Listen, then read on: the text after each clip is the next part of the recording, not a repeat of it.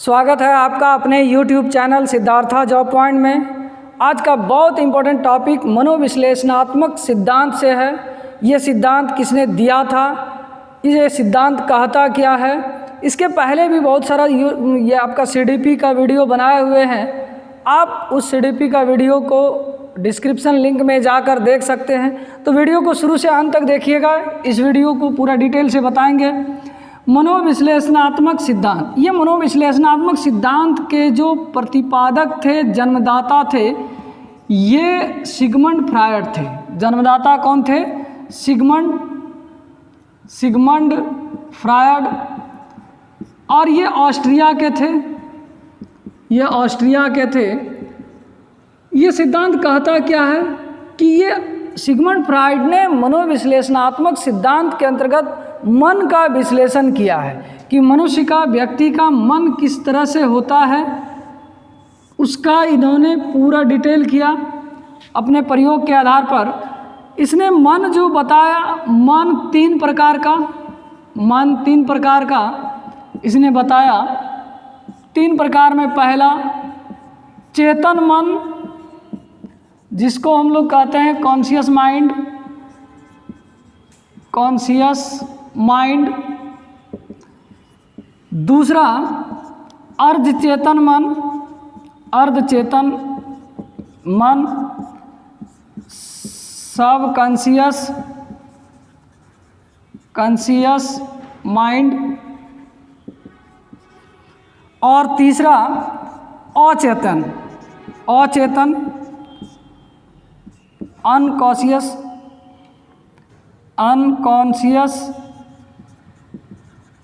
Mind. ये तीन तरह का मन बताया। ये तीनों मन क्या कहता है, एक एक करके जिक्र करेंगे हम। चेतन मन, देखिए क्या होता है कि मनुष्य कुछ भी काम करता है तो वो मस्तिष्क से जुड़ी हुई कुछ क्रियाएं, कुछ घटनाएं, कुछ काम भी करते हैं। और उसके मस्तिष्क में जो काम करता है वो कहीं ना कहीं जाके स्टोर होता है, संग्रह होता है, जमा हो जाता है याददाश्त के रूप में। तो फ्रायड कहता है क्या चेतन मन में वो सभी चीज़ें आ जाती है जो हम वर्तमान में उससे जुड़े हुए हैं। वर्तमान में जो चीज़ से जुड़े हुए हैं उसको याद करने के लिए सोचना समझना नहीं पड़ता।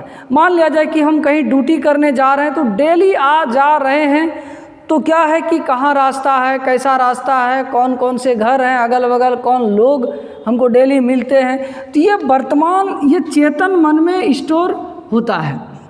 और अर्धचेतन मन क्या कहता है कि ये हम लगभग भूल चुके होते हैं। लेकिन भूल चुके होते हैं क्या मतलब क्या हुआ कि जब हम याद करें तो वो याद आ जाती है। जैसे कि मान लिया जाए कि आप लोग कहीं कोचिंग करने जा रहे हैं, तो आपके कोचिंग में जो फ्रेंड हैं, सर्किल है, फ्रेंड हैं, वो रोज़ आ रहे हैं, रोज़ जा रहे हैं, रोज़ मिल रहे हैं, तो आपको याद है कि फलाना आदमी कौन है। तो उस तरह के मन को फ्रायड कहता है चेतन मन। लेकिन आप यदि CTET की तैयारी करने के लिए कोचिंग आ रहे हैं, यदि बात करें कि आप मैट्रिक कब किए थे, और मैट्रिक में भी आपका कुछ ना कुछ दोस्त रहे होंगे, फ्रेंड रहे होंगे जो बहुत जिगरी होगा, बहुत याराना होगा, तो वो अभी आपसे उनका भेंट मुलाकात नहीं हो रही है। लेकिन जब कभी कोई घटना का जिक्र हो या फिर याद कर रहे हो या उनसे जुड़ी हुई कोई घटना आपके साथ घटित हो रही है तो वो याद आ जाती है। यानी आप उसको याद करने पर, किसी चीज़ को याद करने पर याद आ जाना, ये कहलाता है अर्धचेतन। यानी वो चेतन में है, लेकिन जब तक हम याद नहीं करें, जब तक उनसे जुड़ी हुई कोई परिस्थिति उत्पन्न न हो जाए, तब तक वो चीज़ हम याद नहीं कर सकते। मान लिया जाए कि आपके साथ मैट्रिक में कोई पढ़ा है, अभी वो एकदम पूरी तरह से माइंड से हट चुका है, लेकिन वो माइंड में है, लेकिन कहीं पर भेंट मुलाकात हो जाए 2-4-5 साल के बाद, तो ये फलाना दोस्त था मेरा या फलाना बैचमेट था, तो यानी याद करने पर याद आ जाती। इसमें कई चीज़ें होता है। क्या होता है कि हम कोई चीज़ रख दिए, 2-4-5 दिन, 8 दिन, 1 महीना हो गया, फिर ज़रूरत हुआ उस चीज़ का घर में ही, तो जब खोजने लगते हैं तो ये याद नहीं आता है कि हम कहाँ रखे हैं। लेकिन जब हम बैठ के सोचते हैं कि अरे भाई इस चीज़ को हम फलाना जगह से लाए थे, फलाना जगह तक तो याद आ गया, तब आपको एट रैंडम ये याद आ जाता है, अचानक ये याद आ जाता है कि हम उस चीज़ को कहाँ रखे हैं।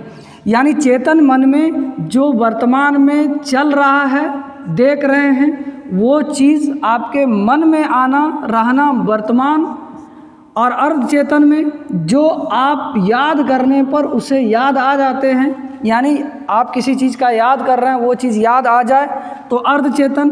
और अचेतन मन क्या हुआ कि अनकॉन्शियस माइंड, यानी ये लगभग हम क्या पूरी तरह से लगभग भूल चुके होते हैं, याद करने पर भी वो चीज़ आपको याद नहीं आएगी। मान लिया जाए कि सीटेट का एग्ज़ाम का सेंटर आपका बहुत दूर 200-300 किलोमीटर दूर पड़ जाए, आपके टोले मोहल्ले या राज्य नगर का कोई व्यक्ति नहीं मिले, वहाँ किसी न किसी से आपकी दोस्ती हो जाती है, और जब दोस्ती हो जाती है फिर आप 10 साल 5 साल उसको भूल जाते हैं। लेकिन जब आप जाते करे भाई यहाँ पर आए थे पिछले दफ़ा 15 साल पहले 10 साल पहले, तो यहाँ फलाना टाइप का आदमी मिला था, वो याद नहीं रहेगा आपको कि हम उन्हीं से मिले थे। तो जब हम जिस चीज़ को भूल जाएं, पूरी तरह से भूल जाएं, तो वो कहलाता है अचेतन मन। अब देखिए ये दोनों में कुछ संबंध है, चेतन मन और अचेतन मन में। चेतन मन जो वर्तमान में जितने भी आपके साथ क्रियाएं हो रही है, जितना भी आपके साथ घटनाएं हो रही है, जिन जिन कार्यों से आप जुड़े हुए हैं, उनमें से आपको 10% ही आपके माइंड में वर्तमान में रहता है। 90% आप उस चीज़ को भूल जाते हैं, 90% आप उस चीज़ को भूल जाते हैं। और अचेतन मन में क्या होता है कि हम 90% उसके बारे में भूल जाते हैं। यानी मनुष्य के मन में जो वर्तमान में जिन चीज़ों से जुड़ी हुई रहती है, चाहे कुछ कार्य करने की तकनीक हो, कार्य करने की विधि हो, या फिर किन्हीं लोगों से जुड़ा हुआ है, तो सिर्फ 10% ही उनसे जुड़ी हुई यादें या बातें याद रहती है। और बाकी अचेतन मन में क्या होता है कि 90% हम भूल गए रहते हैं। यानी इसमें कहा जाए कि ये 90% हमको याद रहता है, 10% भूल जाते हैं। और इसमें क्या होता है कि हम लगभग 90% भूल जाते हैं और 10% ही हमारे माइंड में रहता है।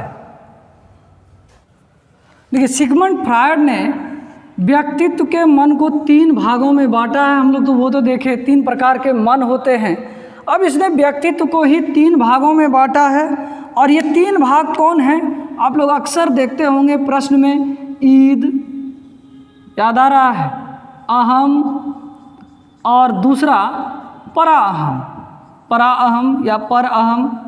ये क्या है? इसको हम लोग ईद कहते हैं, इसको ईगो कहते हैं, और इसको सुपर ईगो कहते हैं, सुपर ईगो।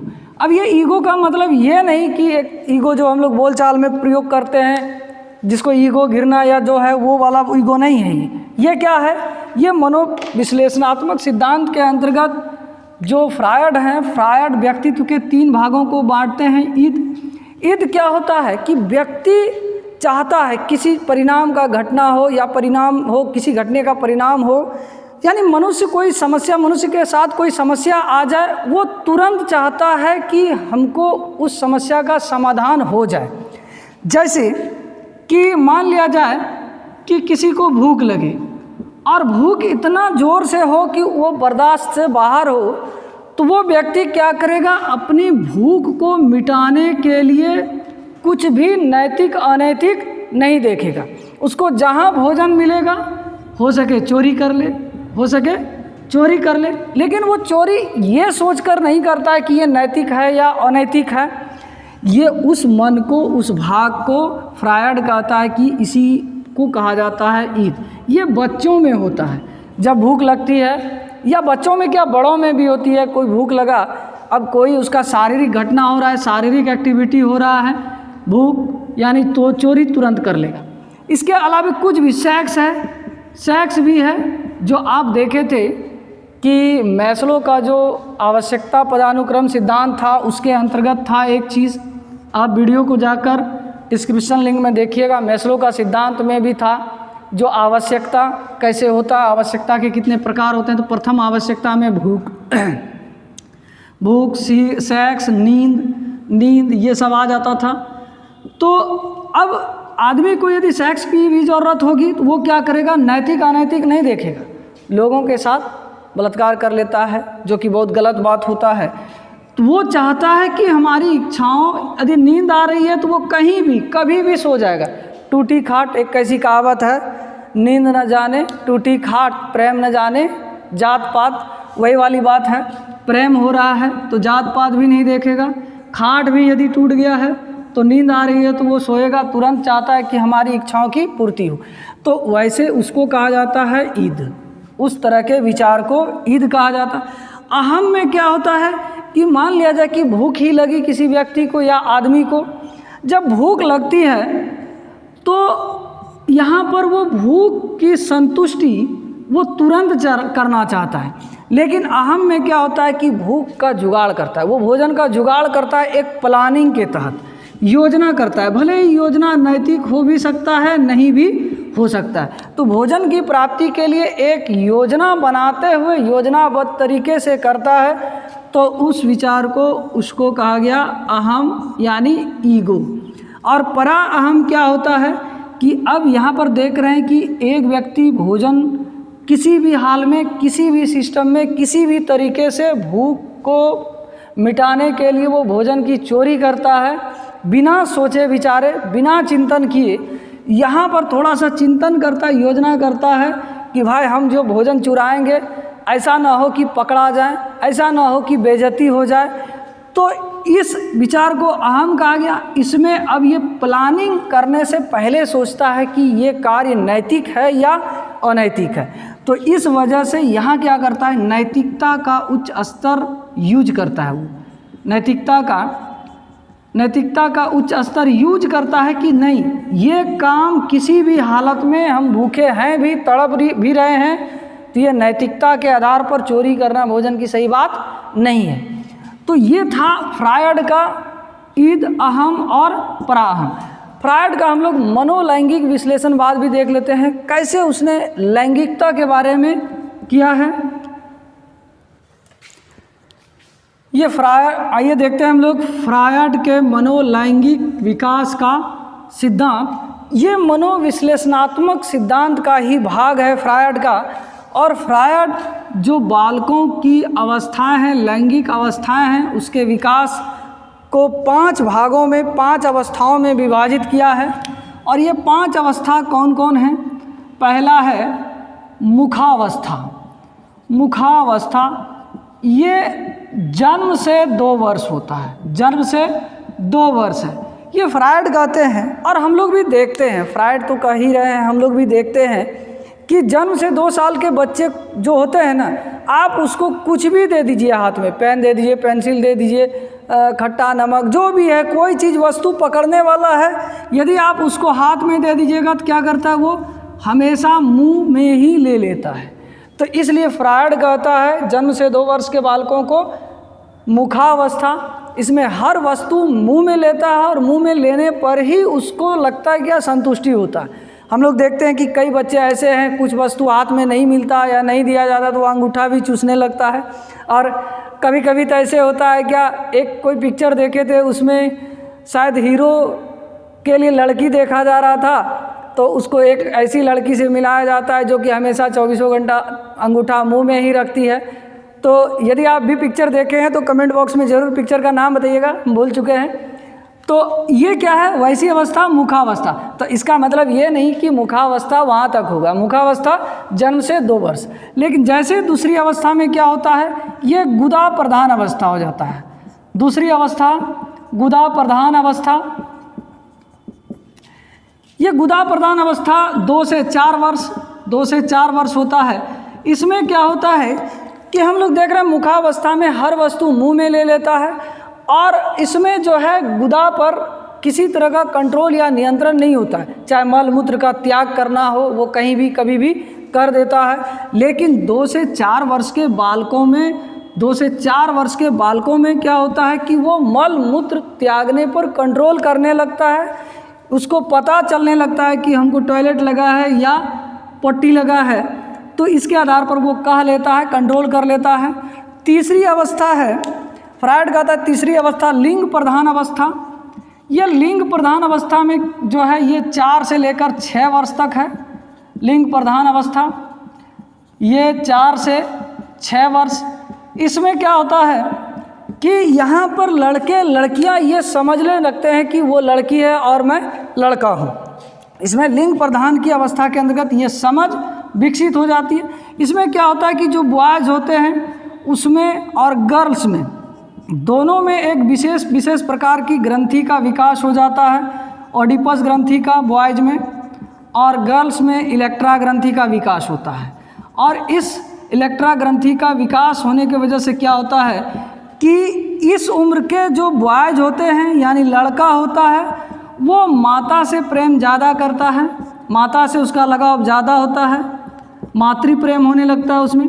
और जो लड़कियां होती है 4 से 6 वर्ष के, उस लड़कियों का झुकाव पिता के प्रति हो जाता है। आप देखिएगा, हम लोग भी देखते हैं कि जो बेटी रहता है पिता की तरफ ज़्यादा झुकती है और जो बेटा होता है वो माता की तरफ ज़्यादा झुकता, ज़्यादा लगाव लाड़ प्यार हो जाता है। तो ये लिंग प्रधान अवस्था में ऐसी गुण पाई जाती है, ये कहते हैं फ्रायड।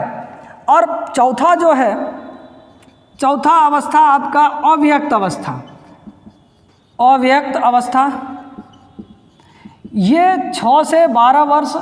इसमें क्या होता है कि हम लोग देखें भी 6 से 12 वर्ष का अवस्था जो होता है वो बाल्यावस्था का होता है। बाल्यावस्था में विकास यानी वृद्धि दर की रफ्तार धीमी हो जाती है और कुछ भी चीज़ को ये व्यक्त नहीं कर पाता, या कुछ नया चीज़ हम देखते हैं कि उसमें व्यक्त नहीं हो रहा है, जो पहले से है उसी तरह रहता है, ज़्यादा वृद्धि विकास इसमें होता नहीं है। तो फ्रायड कहता है कि ये अव्यक्त अवस्था है, कुछ ज़्यादा चीज़ इसके अंदर व्यक्त होता नहीं है, यानी एक तरह से इसकी रफ्तार धीमी होती है विकास की, वृद्धि की। और पांचवा है जननात्मक अवस्था। जननात्मक